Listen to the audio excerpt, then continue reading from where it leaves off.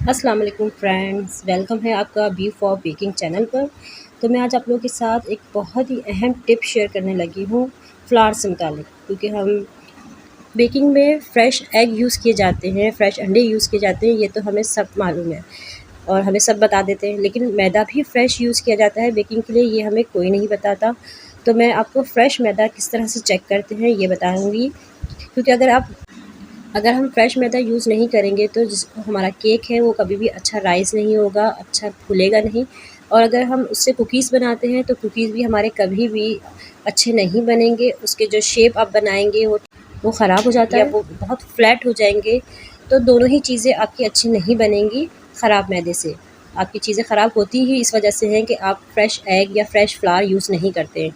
तो सिंपल एक tip share कर रही हूँ आपके साथ कि किस तरह से आप मैदे को चेक करेंगे कि वो बेकिंग के लिए सूटेबल है या नहीं। तो ये मेरे पास 2 तरह के फ्लावर रखे हुए हैं और एक मैंने फ्रेश मँगाया और एक मेरे पास पुराना रखा हुआ था। तो मैं इसे इस तरह से स्पून में लूँगी और सिंपल अपने हाथ पर रखूँगी और मैं अपनी मुट्ठी को टाइटली प्रेस करूँगी, ठीक है? इसको मुट्ठी को मैं हाथ में लेके अच्छी तरह से बंद करूँगी और फिर इसे हम खोलेंगे इस तरह से। तो ये मैदा जो है थोड़ा बिखरा हुआ है, इसका मतलब ये है कि ये बहुत पुराना रखा हुआ मैदा है और ये बेकिंग के लिए सूटेबल नहीं है। इसकी सिंपल ये पहचान ये है कि जब आपने मुट्ठी में इसको कस के बंद किया और फिर खोला मुट्ठी को तो ये बिखरा हुआ सा होगा। तो ये बस पुराना रखा हुआ मैदा है, क्योंकि हम शॉप पे से ले आते हैं लेकिन हमें नहीं पता कि उनके पास मैदा काफ़ी पुराना रखा हुआ था या नया था। हम तो शॉप से यही सोच के लेकर आते हैं कि हमने अभी लिया है तो मैदा भी अभी हमारे पास फ्रेश ही आया होगा।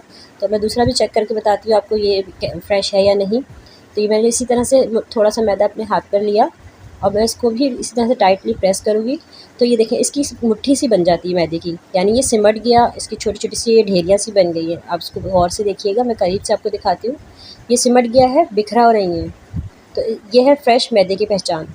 जी, इससे आप बेकिंग करें, जो मर्ज़ी चाहे आप बनाएँ, केक, कुकीज़ बहुत अच्छे बनेंगे। ये इसकी सिंपल एक पहचान है, आपने बस सिर्फ मुट्ठी में लेना है, इसको टाइटली प्रेस करना है। अगर वो सिमट जाता है मैदा, जुड़ जाता है, तो इसका मतलब ये है कि ये अच्छा मैदा है, फ्रेश है, फ्लावर हमारा पुराना रखा हुआ नहीं है। तो बस इस वाले मैदे को तो मैं साइड में कर लूँगी और ये हमारा बेकिंग के लिए बेस्ट फ्लावर है। बस सिंपल तरीका है चेक करने का, जस्ट 1 सेकंड लगता है और आपकी बेकिंग अच्छी हो जाती है। मेरी ये टिप पसंद आए तो प्लीज़ लाइक ज़रूर करिएगा, शेयर करिएगा और मज़ीद मेरी वीडियोज़ देखने के लिए मेरे चैनल को सब्सक्राइब करना नहीं भूलिएगा। Thank you. अल्लाह हाफ़िज़।